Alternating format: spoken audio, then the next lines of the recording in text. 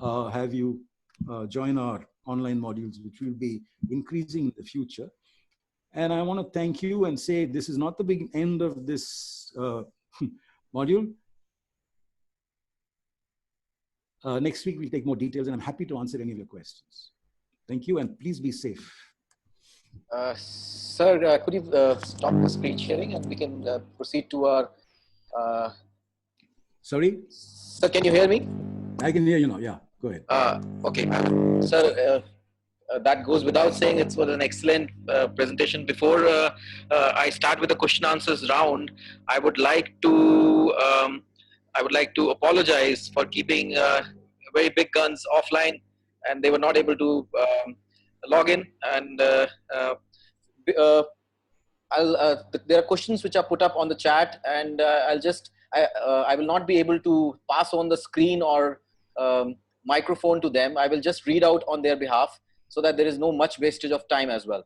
So first question from the team itself, it comes from Kapoor. What should be the composition of team of systematic review? Any minimum amount of studies or trials for which a systematic review can be done?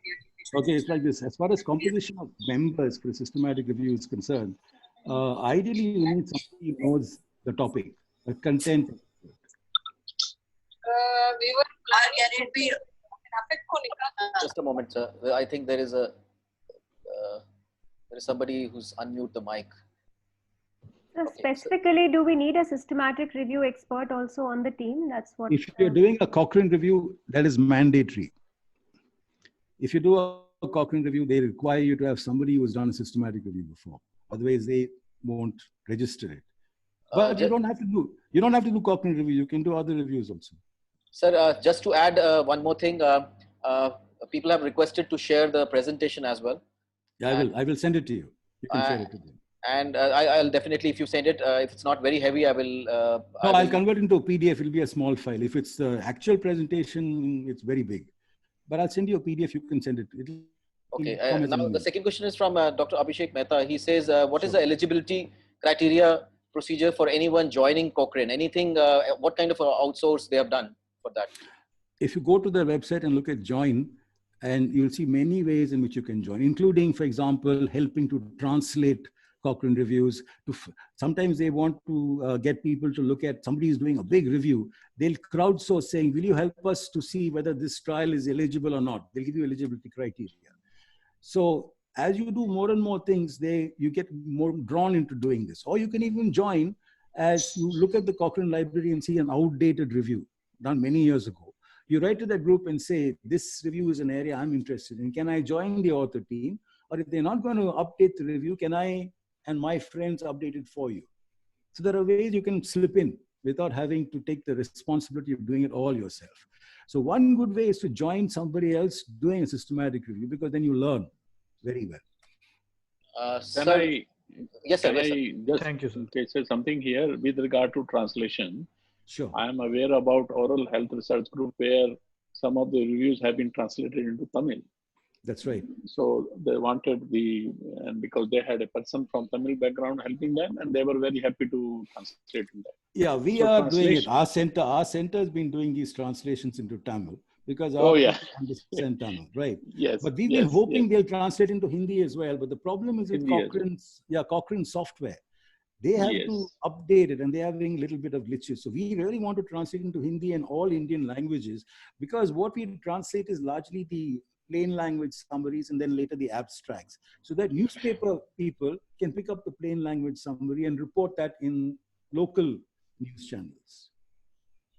Yeah, that has been very helpful, particularly one particular review in Oral Health. Yes. Thank you.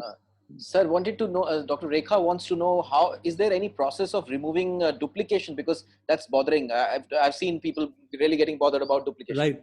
There is a software called Ryan, R-A-Y-Y-A-N. It's free software. And you can access that because it will help you to search for studies and select studies. So R-A-Y-Y-Y-A-N is free. It's a kind of software which helps you and your colleague can share the same file, and it will remove duplicates for you. There is paid software. I'll give you details of all that later. It's called Covidence. Now, Cochrane reviewers are given free access to Covidence. Otherwise, you can go online, but you have to pay for it. It's not very expensive for one review. Covidence, Covidence. Okay. Sir, it's a general question which has come up on WhatsApp, as well as various people are asking. They move and they publish, and they are able to register as well on Prospero, and they are able to do studies as well. But why to move from Prospero to such a tedious Cochrane? Is there an incentive? What is exactly, they why stop do a Cochrane review? Yeah. Yeah. Well, actually speaking, if you follow Cochrane methods, you don't have to do a Cochrane review, right? Because Cochrane's methods are available to everybody. If you don't follow good Cochrane methods, you will not get published straight away, because all journals now expect you to use Prisma. They expect you to have followed the methods of Cochrane. So the simpler thing, and many people do it, they do non-Cochrane reviews. And what they do is they publish their protocol in trials journal or systematic reviews journals. They're very happy to publish good protocols. So that way you get a registered protocol, you get your Prospero registration. This is much faster. See, the thing is, Cochrane is now very choosy about what reviews they want to do, because they've got everything. Virtually everything has been covered. And they don't want new author teams whom they have to handhold, because they are not very well resourced either. So right now, to get anything apart from COVID registered, very difficult. Everybody is doing COVID reviews. So you do your own reviews. All the methods are available. You can do it, publish it on PLOS. All these journals publish non-Cochrane reviews. Just use the same Cochrane methods that we described. So just in continuation, is the oral health group registration for Cochrane open right now? Dr. Kharbanda, you should be able to tell us. Sir, spotlight is shifted. Sir, before we start answering, sir, one more question with you, Dr. Kharbanda. Yeah. Sir, people are asking, are there any teams which are working in Cochrane which were registered earlier as well? Are there any kind of a trail which they can follow? Yeah, from India, quite a few. Only thing is you have to go to the site, and one team from Lucknow is working very hard on it. There are few things have happened, but the progress has not been that much great as it could be. Perhaps we need to push the agenda a little bit, because dental people come forward, but then when they look at the complexity of the design, they get more involved in clinical work, and then they step back a little bit. And also because the bias is difficult to eliminate from dental therapeutic procedures, because most people would know that they have given what appliance, for example, in orthodontics. Blinding is very difficult in dental procedures. So maybe Professor Tharyan can answer that. Yeah, but I think that, see, the point is that if studies have not used blinding and there are biases, that's not your fault. You just report it. There's bias here. And when you get the result, you say there's some uncertainty because we're not sure about the biases, but the evidence is there. Yeah, but to find a study without a bias in dental procedures is very, very unlikely. In most of the studies, people will know that they have given what type of implant or what procedure or so, what. Because usually drugs can be blinded, but procedure is difficult to blind. No, but because the person who does, he knows, and person who is getting, he knows. That's okay. So what can be done then is you make sure allocation is concealed. That allocation is concealed. You've got two procedures you're planning. You put all the names of the procedures according to the randomized list in just envelopes, sealed, opaque, serially numbered envelopes. Dentist doesn't know. If the dentist is going to choose the patient based on prognosis, that is definitely biased.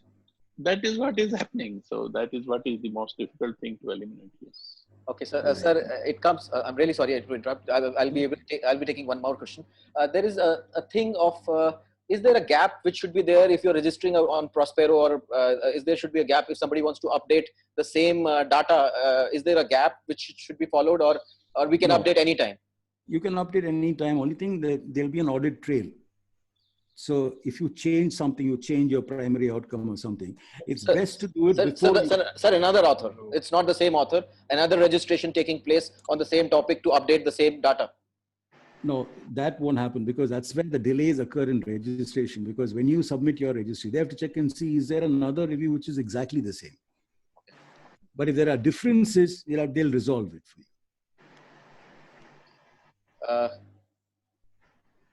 That's the same question. There are a couple of same questions happening here. minimum sample size required for interventional clinical trials? Intervention clinical trials, it depends on the difference you expect. Dr. Jayachandran. Yeah. For clinical trials is basically determined by the sample size estimation. But if you're looking at meta-analysis, if you want to do a meta-analysis, you need at least 2 trials so that you can pool the results. If you have 1 trial, you can't pool. Okay. So there is no minimum number of studies that we should include in the systematic review? No, there aren't. Because what you do is before you start, you do a scoping search and see, are there any trials? If there are no trials, don't waste your time. You can't do it. But if there are trials, even if there's 1 trial, you search, there may be another one as well. But if you want to pool the results, you need at least 2 trials for that outcome of similar comparisons. So any tips for the Prisma flowchart, which you said? Is there any tip? Because I see people asking that as well. The flowchart, which you said. The flowchart, it's like Redman has got a template, right, which you can use to create the flowchart.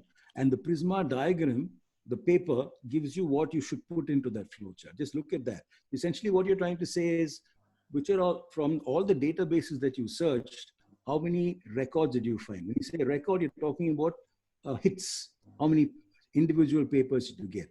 Then from that, you say, how many were duplicates? What is remaining after that? Then you look to see whether some of these have nothing to do with your topic, your review article. You just say, don't even bother about them, saying excluded as irrelevant. So finally, you look at those papers which actually are randomized controlled trials. If you're looking for RCTs, or if you're looking for other designs, it should be those designs. Then you look to see whether your PICO is fulfilled.